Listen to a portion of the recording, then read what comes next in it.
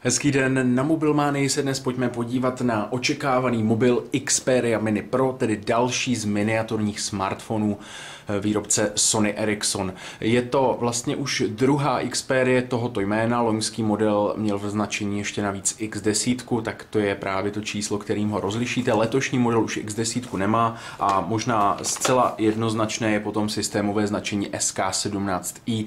Takovýto telefon tedy chcete, pokud chcete letošní Xperia Mini Pro. Je to opět malý smartphon s Androidem, s bočně vysouvací QWERTY klávesnicí a pojďme se podívat, jak ho Sony Ericsson zvládl rok poté, když už mohl pracovat na vylepšeních.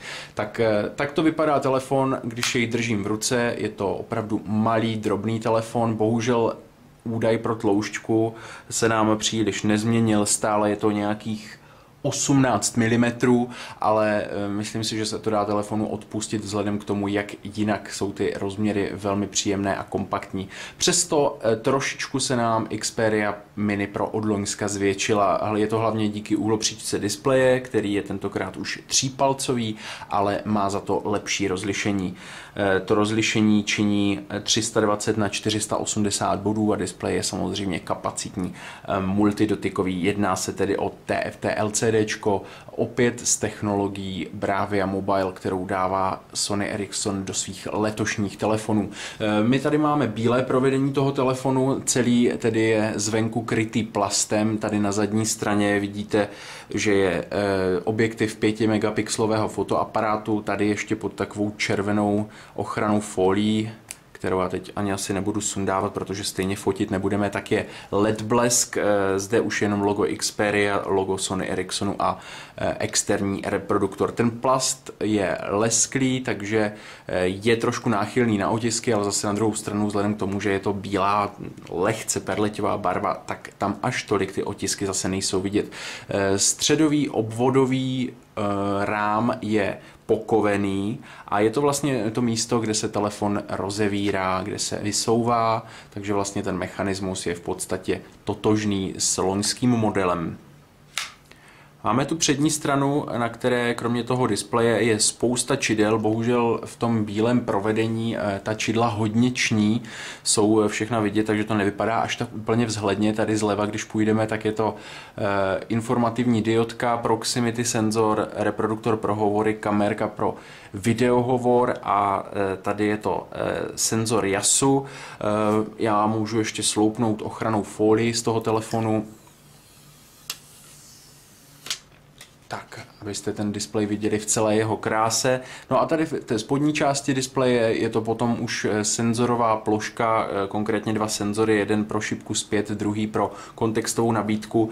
Tlačítko domečku je v tomto případě mechanické, což by nebylo samo o sobě nic špatného, ale proti těm senzorům se tiskne trošku nejistě a trošku stuha. Navíc, jak zabírá jenom tady ten malinký, ani ne půlkruhový výřez, tak to tisknutí není úplně nejistější, ale zase to na druhou stranu není žádná tragédie, za kterou by si Sony Ericsson zasloužil nějakou velkou kritiku.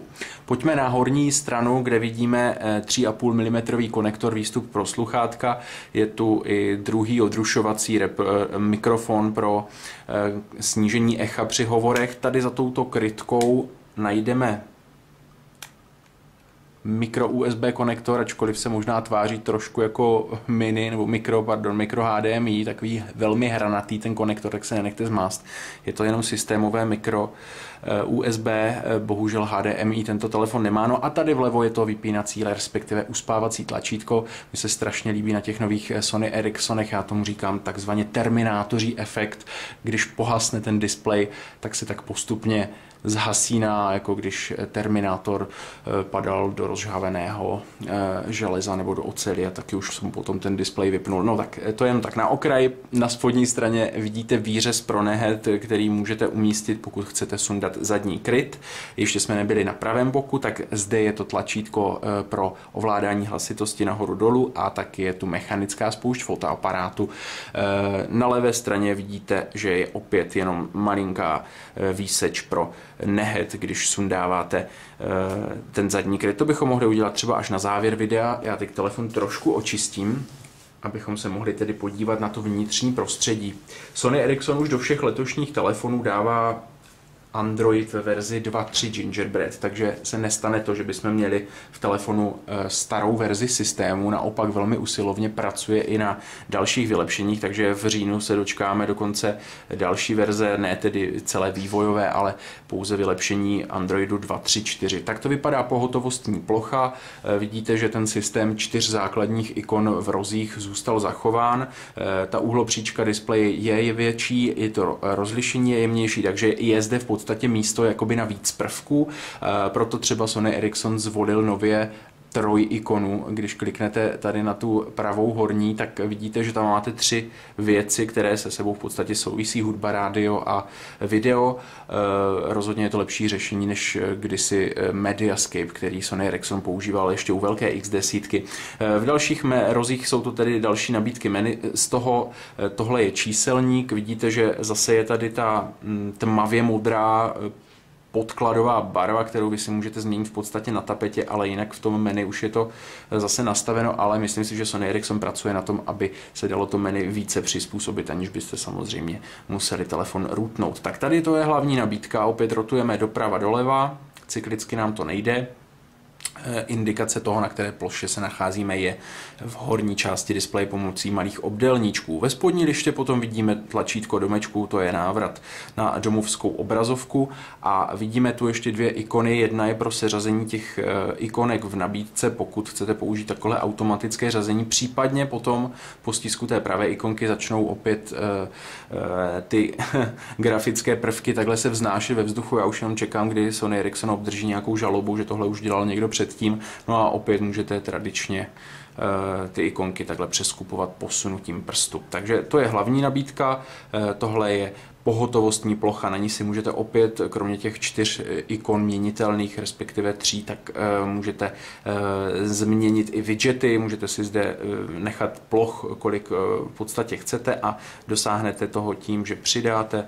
Vidíte, tady máte možnosti, co můžete přidat, takže maximální počet ploch v tomto případě je 5.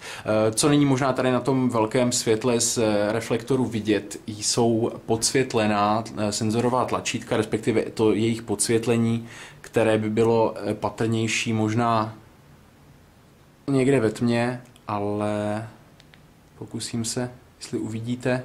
To je možná věc, kterou by si Sony Ericsson mohl trošku spravit. Je to vlastně podsvětlení bodové těch senzorů, to znamená, je tam zřejmě jedna malá jakási LED diodka, která podsvětluje ten piktogram z jednoho místa, takže to nepůsobí úplně rovnoměrně, ale to bychom tady opravdu potom mohli hledat úplně vši. To já zase nechci, protože ten telefon se mi líbí, vypadá povedeně proti X10 mini pro loňskému telefonu stejné třídy, v podstatě přímému předchůdci. Vidíte, že ta klávesnice opět je 4řádková, ale je zde využito to místo po bocích. U X10 mini Pro jsme vytýkali, že zbytečně tady na krajích té klávesnice je nevyužité to místo, tak tentokrát se to změnilo. Vidíte, že ta tlačítka jsou opět velká. Já zkusím něco napsat třeba tady do vyhledávacího políčka pro Google. Je to úplně jedno, kam to budu psát.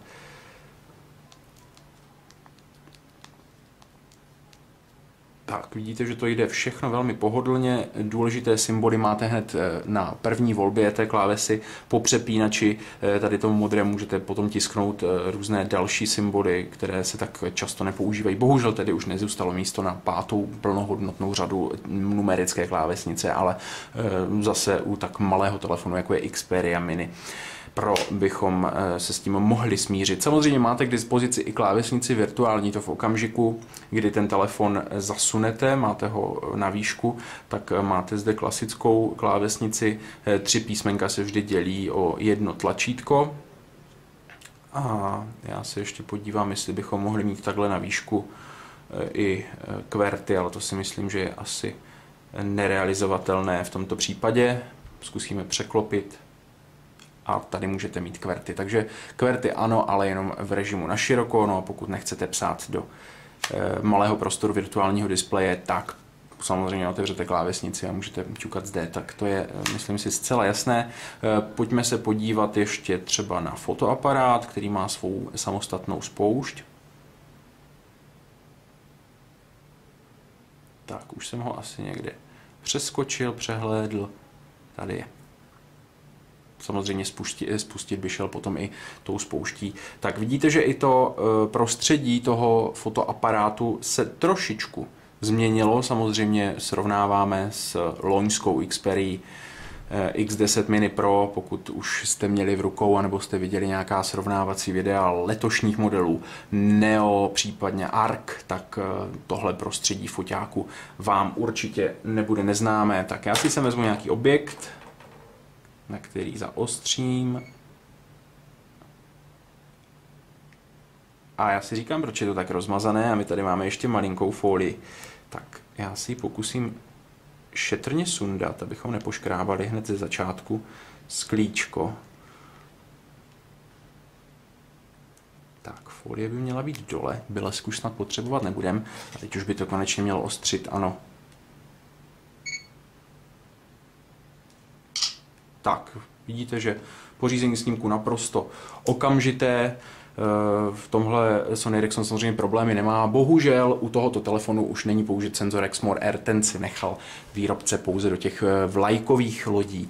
Co je ještě zajímavé tady u tohoto modelu, a je to vlastně v základní nabídce aplikací hned po zakoupení, je virus scan, respektive ochrana společnosti McAfee Wave Secure. V poslední době se často diskutuje o tom, že Android je z těch mobilních operačních systémů asi tak nejzranitelnější, respektive, že se na něj objevuje největší množství nějakého škodlivého malwareu, případně virů, a tak se Sony Ericsson rozhodl, že tohle už nenechá jenom tak bez povšimnutí a že prostě rovnou do telefonu osadí tuto aplikaci bezplatnou. Takže za to taky rozhodně chválíme. Prostředí pro psaní SMSek je zřejmě úplně stejné, jako jste byli zvyklí u loňské Xperie, takže zde se nic nového neudálo. No a ještě bychom se mohli podívat na další věc, tou je hudební přehrávač. Takže zde opět prostředí, které už taky znáte z předchozích telefonů Sony Ericsson. Celkově musím říct, že je X10, pardon, ne už letos bez X10, jenom Mini Pro, velmi povedený telefon, dobře padne do ruky, ta váha, kterou má, což je konkrétně nějakých 136 gramů, tak je sice trošičku vyšší, ale zase vám dává pocit, že držíte v ruce opravdu něco cennějšího než jenom nějaký kus plastu. Pojďme se ještě podívat na příslušenství, které najdeme v krabici, a já k tomu ještě doplním některé základní parametry, které jsem možná neřekl. Takže gigahertzový procesor uvnitř tohoto telefonu. Doufujeme, že to lepší bude i s výdrží. To byla velká a hlavně bolavá pata u loňské X10 Mini Pro. Zatím tady vytahuji USB kabel. Výdrž, takže zde už máme kapacitu akumulátoru 1200 mAh, doufíme, že bude stačit na větší a delší používání. Zde máme sluchátka, 3,5 mm jack a jsou to pecky. No a ještě uvnitř krabice dál najdeme samozřejmě adaptér do zásuvky, to znamená zástrčku, do které jenom připojíte ten USB kabel tady z boku a můžete telefon nabíjet. Procesoru o taktu 1 GHz sekundu je 512 MB operační paměti RAM, takže by nemělo docházet k nějakým prodlevám a telefon by měl pracovat svižně. No a ještě přidám údaj o vnitřní uživatelské paměti a té je tady 320 MB. Samozřejmě můžete rozšiřovat kartami microSD nebo microSD, chcete-li. A podíváme se teď jak na to. Sundáte kryt, tak jak jsem to udělal teď já. A vidíte, že už přímo od výrobce dostanete 2 GB exemplář paměťové karty vložený do toho slotu přesně tam, kam patří. Takže v tomto okamžiku už máme vlastně paměti 2 GB a 320 MB. Pokud byste chtěli paměti více, tak si dokoupíte vlastní a větší kartu. 5 megapixelový fotoaparát automaticky ostří, má blesk, ale jak už jsme říkali, chybí mu Exmor R. No a samozřejmě kompletní konektivita, která patří k Androidu 2.3. To je Xperia Mini Pro. Více info na www.mobilmania.cz a na závěr ještě cena, za kterou už se tento telefon prodává, kolem 6 000 korun.